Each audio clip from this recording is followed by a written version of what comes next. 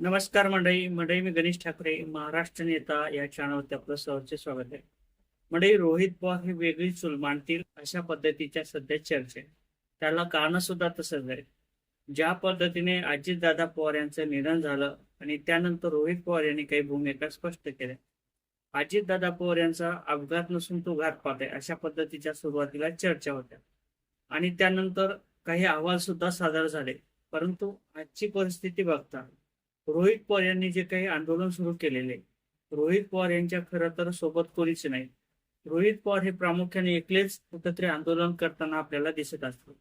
कोणताही नेता राष्ट्रवादीचा रोहित पवार यांच्या सोबत आपल्याला दिसत नाही. त्याचं कारण सुद्धा तसंच आहे.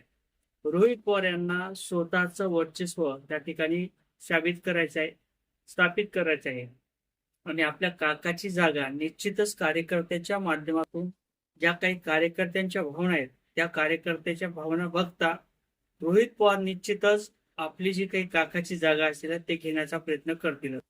कारण तर सध्याची परिस्थिती आपल्याला बघता शरद पवार यांचं वय झालेलं आहे किंवा सुप्रिया सुळे यांचं सुद्धा वय झालेलं आहे. प्रामुख्याने जर राष्ट्रवादीचा इथून पुढचा जर चेहरा असेल तर तो फक्त रोहित पवार असेल अशा काही भावना आहेत कार्यकर्त्यांच्या सुद्धा आणि सर्वसामान्यांच्या सुद्धा.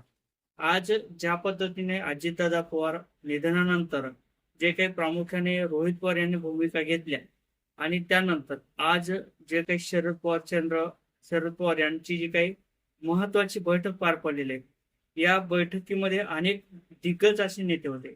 एकंदरीत एकनाथ शिंदे यांच्या बाजूच्याच कॅबिनला आज त्यांची बैठक पार पडलेली आहे. परंतु यामध्ये रोहित पवार आपल्याला प्रामुख्याने पाहायला मिळाले नाही.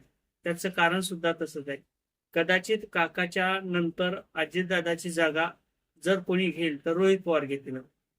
आणि त्यानंतर सध्याची परिस्थिती तुम्हाला बघता म्हणजे शेतकऱ्यांचं आंदोलन असेल, कर्जमाफीचा प्रश्न असेल, त्यानंतर विद्यार्थ्याचे प्रश्न असतील, सध्या पेपर फुटीचा प्रश्न असेल, यावरती प्रामुख्याने रोहित पवार हे आक्रमक होताना आपल्याला दिसत आहेत. आणि त्यानंतर रोहित पवार हे नेहमी चर्चेत आहेत. विशेषतः आज ते दिल्लीला सुद्धा आहेत. छत्रपती संभाजीनगर या ठिकाणी काकडे सर असतील, त्यानंतर रविराज साबळे असतील, मगर सर असतील किंवा रविकांत तुपकरे असतील, यांनी जे काही आंदोलन उभं केलं होतं त्यामध्ये सुद्धा दिपके सुद्धा होते आणि जे काही आंदोलन उभं केलं यामध्ये प्रामुख्याने रोहित पवार यांनी त्यांची भूमिका स्पष्ट केलेली. त्या ठिकाणी चर्चेत राहणं महत्वाचं असणार आहे. चर्चेत असलं तरच कुठंतरी मीडियाच्या समोर आज सर्वसामान्य व्यक्तींच्या समोर रोहित पवार आपल्याला दिसत असेल. आणि निश्चितच ज्या पद्धतीने राष्ट्रवादीत 2 फुटा पडल्या होत्या म्हणजे राष्ट्रवादी अजितदादा पवार यांचा एक गट तर शरदचंद्र पवार यांचा एक गट, अशा पद्धतीने 2 गट झाले होते.